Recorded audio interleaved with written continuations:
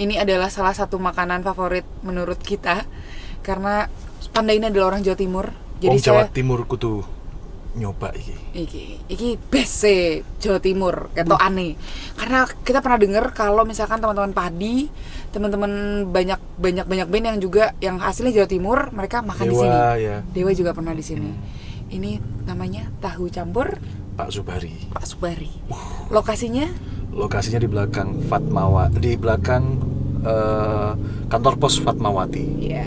Sebenarnya ini nggak perlu kita ramaikan karena mereka pasti selalu ramai. Ya. Tapi yang lagi pandemi mungkin agak berkurang pendapatannya. Kalau gitu kita ramaikan kembali. Betul. Jadi biar sambil ngobrolnya enak, kita kenyangin dulu perut kita. Ya, kita makan. Yuk, let's go. Nah, ini beda karena bubur ini.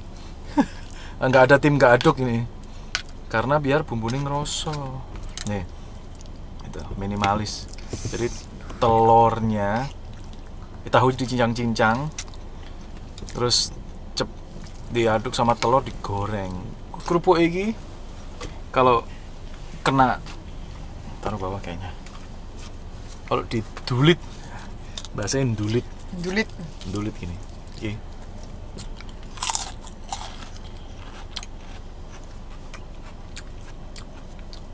Masuk ya. Sekarang giliran aku. Ini tahu campur. Aku tuh nggak pernah suka sama tahu campur. Even itu di Surabaya aku pernah nyoba. Mungkin karena waktu itu pertama kali nyoba itu kayak rasanya aneh. Jadi aku bilang aku nggak suka tahu campur. Tapi pas lagi aku coba tahu campur di Pak Subari ini enak banget guys. Isinya tahu campur itu ada kikil. Nih, kikil. Terus ada tahu. Aku suka sambal jadi sambalnya banyak. Ada sayur selada, terus ada mie kuning. Kuah. Di dalamnya tuh ada petis. Tak tunjukin. Wah, petisnya udah nyampur di dalam. Tuh, warna hitam itu tuh petis. Ini yang enak dan ini harus dicampur karena memang tahu campur. Aduh, enak banget. Coba diserap. Sebentar, aku suka tim aduk. Mau itu bubur, mau itu makanan yang lain harus campur. Kecuali nasi. Bismillahirrahmanirrahim. Seruput. Coba suaranya pas nyeruputnya. Coba suaranya. Anget ya di leher ya. Masuk tenan. Sedep ya. Nggak bisa bohong ya kalau sedep tuh ya. Nggak bisa bohong. Bisa dicip. Jadi ini enak banget. Jadi intinya dua makan ini petis ya, bumbunya memang. Tapi aku ngerasa petis itu setiap daerah beda-beda. Walaupun di daerah Jawa Timur, Madura ada, Surabaya ada, Blitar ya ada. Blitar ada bener. Kediri ya. Gresik biasanya paling banyak. Oh ya, Gresik. Beda-beda. Jadi dia bukanya setiap hari dari jam 10 sampai malam rame, ya kan? Sama misi kita kan ramaikan kaki lima. Ya kan? Coba aku tak. Nonong.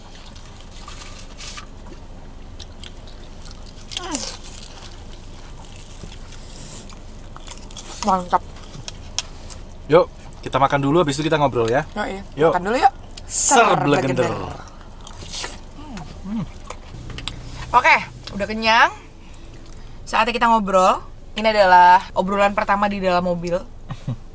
Jadi tadi kita sudah meramaikan kaki lima Bapak Subari. Seru ya konsepnya. Jadi kita berkunjung ke kaki lima, makan, terus baru ngobrol. Biar dapat moodnya. Kalau setiap tempat yang kita datengin beda-beda tuh moodnya beda-beda kan. Dan biar dapat moodnya kalau habis makan tuh kayak lebih relax dibandingkan kalau sebelum makan tuh kayak sepaneng. Apalagi kita suami istri yang ketemu setiap hari. Betul. Jadi perut itu harus bahagia. Betul. Nanti hati juga ikut bahagia. Karena ada peribahasa tau nggak? Apa? Jangan pernah berurusan dengan orang lapar. Karena udah tahu jawabannya sebenarnya. Iya juga. Orang lapar tuh ngamuk. Pakai ditanya kenapa. Iya. Panda. Yap. Bunda. Jijai. Panda, kemarin kan sempet rame nih di jagat sosial media. Cila, jagat sosial media, katanya seorang Ardanaf, suami dari Tantri Kotak, membelikan pembalut tanpa membawa tas.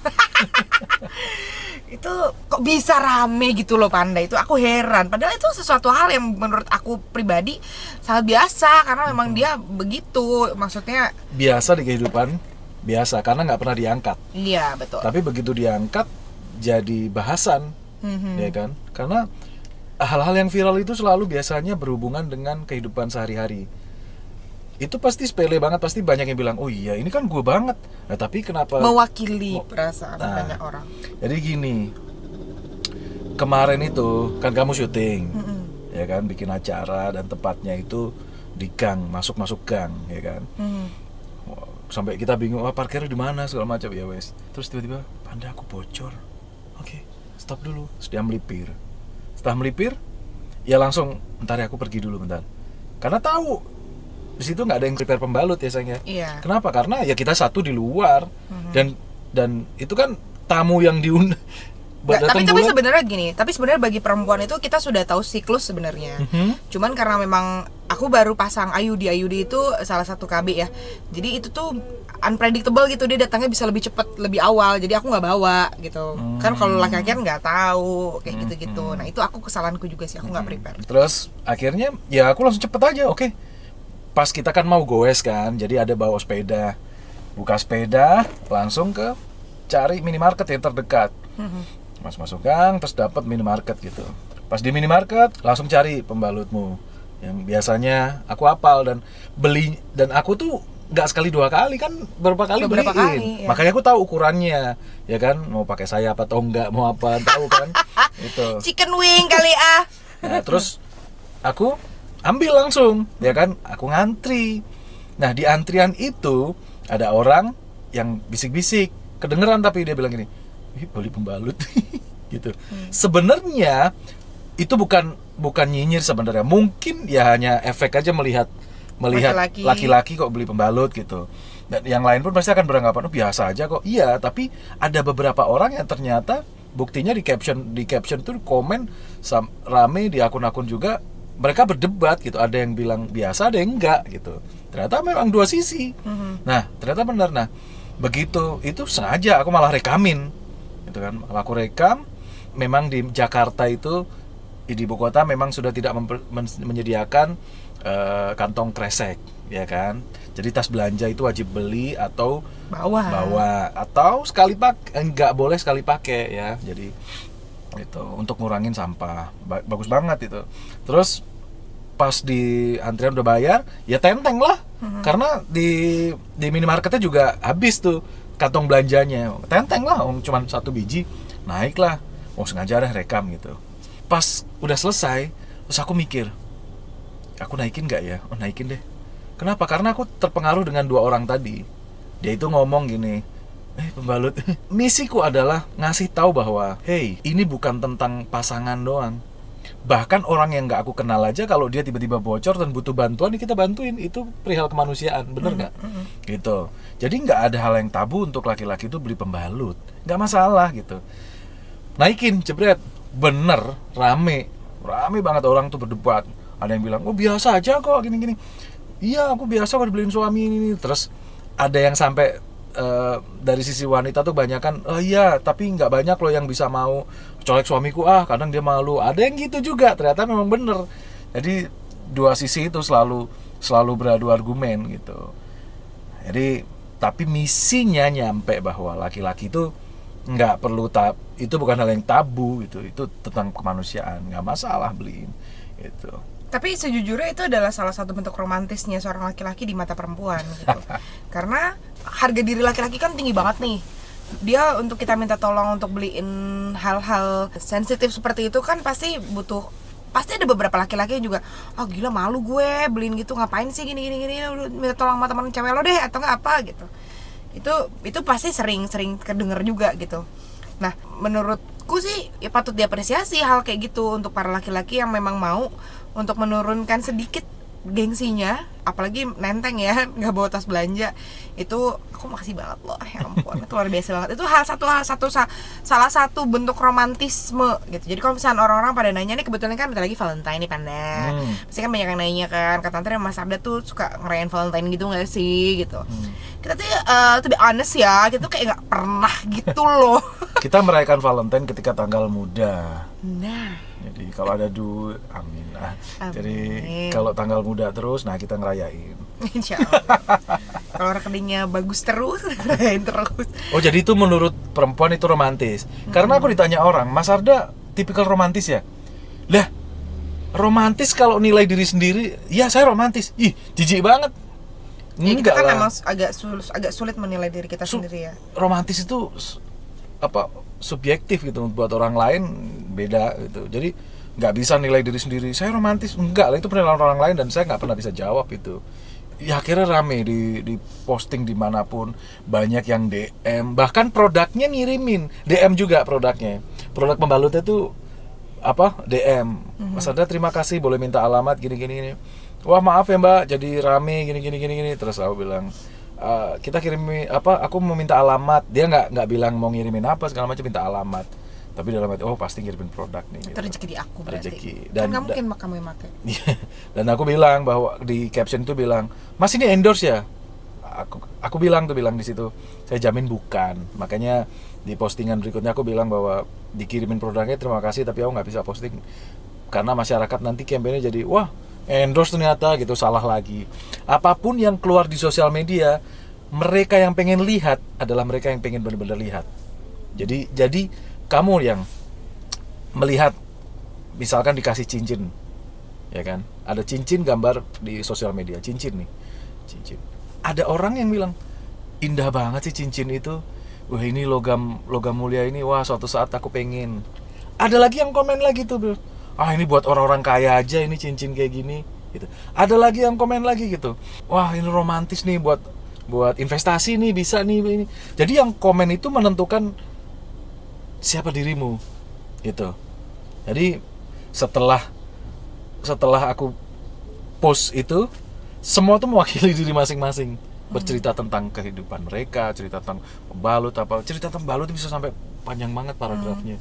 Gitu. Iya. Nah ini obrolan rumah tangga, kita sering begitu tuh.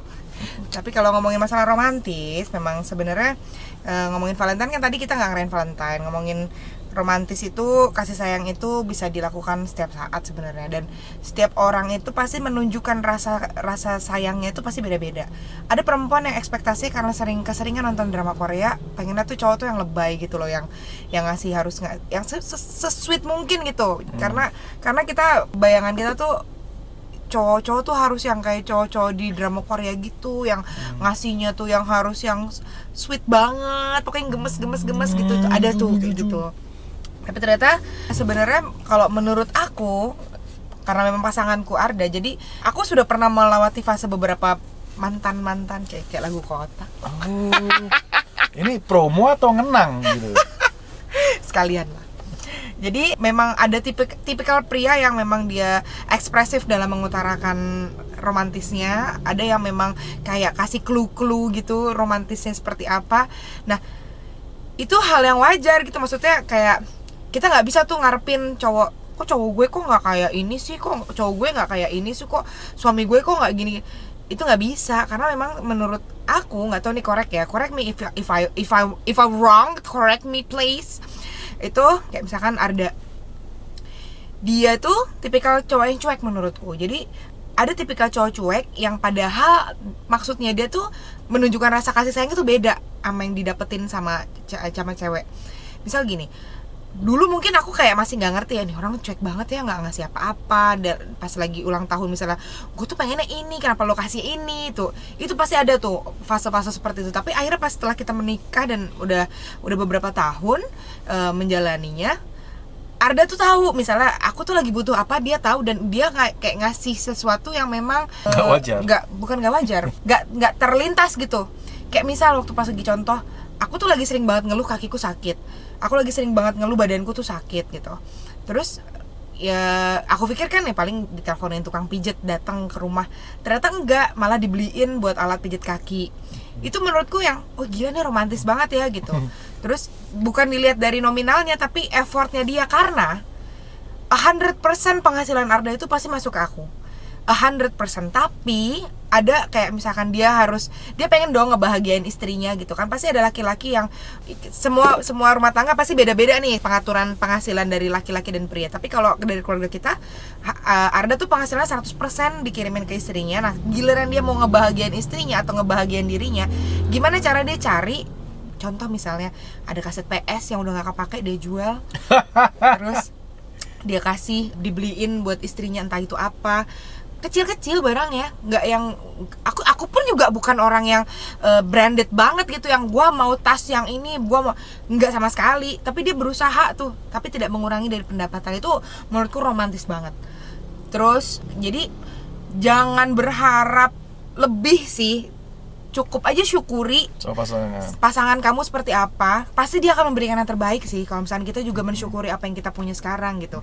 Nggak mungkin dia nggak belajar. Ya kalaupun memang dia nggak belajar, ya kasih clue-clue lah. Jadi kadang juga itu sebuah ironi sih, ada yang ngomong pasanganku nggak kayak ini ya, pasanganku. Wah, itu membandingkan udah. Iya, Kalau itu nggak sehat. akhirnya Itu nggak sehat. Semua itu kan bisa sebenarnya diobrolin gitu kan. Apa yang bikin nggak nyaman, toxic relationship itu salah satunya. Hubungan itu kan nggak bisa lah kita bener-bener apa ya. Pokoknya gini, intinya kalau hubungan nggak baik itu, lihat hubungan dengan orang lain baik nggak. Kalau kita terpenjara dan ngerasa teman kita makin menjauh, berarti ada sesuatu. Terus kita berkembang atau enggak, kalau kita nggak punya waktu untuk mengembangkan diri sendiri, itu berarti juga ada ya pengaruh yang nggak baik dari pasangan gitu. Jadi pasangan itu awal-awal tapi kita melewati toxic relationship Iya, pastilah, apalagi bucin-bucin gitu. Karena ada peribahasa lagi kan bilang bahwa nasihat yang buruk adalah menasihati orang yang sedang jatuh cinta. Jadi itu kacau, nggak bisa. Mau orang tua paham mereka ngasih tahu anaknya sedang jatuh cinta, baru kalau udah patah hati, rasain lo gitu. Jadi gitu. Nah, jadi nggak bisa membandingkan pasangan satu sama pasangan lain tuh, ya nggak akan bisa. Setiap orang tuh punya kelebihannya masing-masing gitu. Tapi dengan hal-hal yang tadi aku pikir gitu, memang contoh yang aku tahu ketika ngasih lagu kado Pelabuhan Terakhir, alasanku adalah karena aku nggak punya duit waktu aku masih 2009 PDKT sama kamu. Oh udah pacaran. Terus aku sama Tantri, begitu aku bisa nih, aku ngoyo nih jual apa untuk beliin kalung. Tapi kalau putus sama aku, hilang kalungnya dijual. Coba bilang. Enggak ya? Oke. Beliin apa ya? Beliin sepatu barang, pokoknya berupa barang pasti hilang. Aku kasih apa ya? Oke. Satu hal yang bikin dia nempel, aku bikinin lagu deh gitu. Tapi dengan dealing aku pas di awal, nih ini lagu buat kamu gini. Terus tiba-tiba Tantri bilang, nanti kalau kita jodoh, lagu itu kita nyanyiin di pernikahan kita gitu. Akhirnya kan ada harapan tuh di situ. Nah, ini kata-kata yang bakal bikin bahan bakar buat drama ke depan nih gitu. Jadi ternyata lagunya bakal nempel sampai warisan anak cucu, ternyata jodoh gitu, nggak akan bisa hilang. Nah, seneng sebenarnya. Pasti banyak banget orang-orang yang Google sekarang cocok untuk kado Valentine. Itu banyak banget orang. Apa ya kado Valentine yang cocok gini-gini. Berarti sebenarnya mereka itu belum mengerti pasangannya. Kalau semua pasangannya pasti dia tahu. Jadi apa yang dibutuhkan. Nah, kenapa sih kalau mesti aduh cincin lagi, aduh ucapan, aduh lampu, itu udah biasa mungkin ya. Jadi aku tahu bahwa Tantri bener nih lagi butuh ini. Nah, perempuan itu sebenarnya kebanyakan adalah harusnya pasangan yang benar-benar ideal adalah tahu bahwa apapun usahanya, apapun kadonya, selama itu meaningful, selama itu dari hati yang paling dalam ngasihnya, itu benar-benar pasti akan bisa diterima dengan hati yang gembira juga, bener nggak? Betul aja. Nah, contoh misal aku tahu nih, kita mau ada suara motor. Seninya di situ. Yoi. Bikin yang lain. Ntar Lanjut. ondel-ondel lewat. Terus 26 Oktober kita mau ngerayain hari jadi pernikahan. Sebelumnya tanggal 23 aku udah ngasih tuh beliin TV biar dia bisa nonton drakor, bisa nonton ini. smart TV. Walaupun ujung-ujungnya dipakai buat Kara lagi ya. Iya. Terus kedua, wah beliin misalnya kursi pijat atau apa. Hari ketiga, nah pas di hari H itu malah aku kasih kejutan buat dia. Kenapa? Dan itu menusuk sih. Aku baru aja kepikiran gimmicknya gitu. Wah, kadonya kotak gitu. Pas dia buka cuman tulisan. Loh ini apa yang kok cuman tulisan kado, padahal di hari H tanggal 26 Oktobernya, di hari pernikahan kita. Loh, dari kemarin ngado kok sekarang malah cuman tulisan gitu. Terus tulisannya begini bilangnya. Kado yang paling indah di dalam sebuah hubungan adalah menjadi diri sendiri. Karena hal yang melelahkan di dalam hubungan adalah menjadi orang lain. Jadi diri sendiri itu ya menyenangkan. Kenapa sih kita nggak bisa pilih pasangan dan dengan menjadi diri sendiri gitu? Dan itu membahagiakan, bener nggak? Nah, jadi akhirnya sini Yang, yuk kita ngeteh yuk sambil ngobrol. Selama ini makasih ya kamu support aku. Aku sampai sekarang bisa berkarya. Sekarang aku masih bisa main sama teman-temanku. Sampai hari ini aku kalau pinjem handphonemu aku selalu izin. Ada privacy yang walaupun kita tahu nomor ATM-nya berapa apa, tapi tetap ada selalu yang dijaga biar ya nggak semua itu langsung buka gitu. Biar semua ada tahu, ada etikanya, ada apa. Jadi norma itunya masih kejaga gitu. Magisnya sebuah hubungan itu masih harusnya terasa gitu. Ya, luar biasa Pak Arda emang. Hah? Pantas untuk didengar dan pantas untuk ditiru. Apa sih mulai aneh. Ya pokoknya itulah cerita romantisme kita, semoga bisa menular. Semoga apa yang tadi kita obrolin juga bisa sampai ya. Maksudnya bisa sama-sama memberikan dampak positif lah. Nah, aku tambahin ya boleh ya. Jadi karena kita itu seniman dua-duanya, jadi memang selalu ada bahan bakar untuk dibahas. Memang ada selalu hal yang akhirnya didebatkan. Misalkan ini sekalian promo nggak apa-apa, kayak dia sama bandnya Kotak rilis lagu judulnya Mantan, ya kan? Saya sama Naf rilis lagu judulnya Menualah Denganku. Ya gitu tuh bahas kita di caption tuh nggak imbang tuh. Yang satu ngebahas romantis tentang perjuangan kita yang dulu nggak punya duit, apa segala macam perjuangan kita naik angkot, naik ini. Terus kamunya cerita tentang masa lalu. Terus ya pasti ada berantem kecil gitu. Tapi kita selesaikan lah, selain di meja di kamar juga gitu. Jadi intinya dengerin aja deh lagu Kotak dan juga lagu Naf. Oke, ciao.